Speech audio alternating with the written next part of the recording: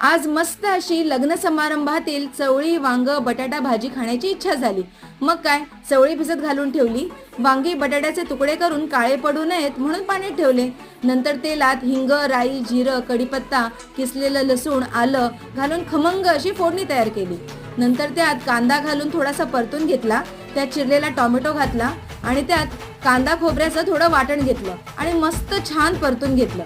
मग हळद, लाल मसाला, गरम मसाला, धणे पावडर, मीठ सगळं घालून व्यवस्थित मिक्स केलं। नंतर त्यात चवळी आणि बटाटा घालून चिरलेली कोथिंबीर घातली आणि 3 ते 4 मिनिट चवळी आणि बटाटा झाकण ठेवून शिजवून घेतला। मग त्याच्यामध्ये वांगी घातली, चिरलेली थोडी कोथिंबीर घातली आणि पाणी घालून कुकरचं झाकण बंद करून 3 शिट्ट्या करून घेतल्या। तयार झाली मस्त मसालेदार लग्नाच्या पंक्तीतील चमचमीत चवळी वांग बटाटा रस्सा भाजी। तर मग कधी बनवताय तुम्ही?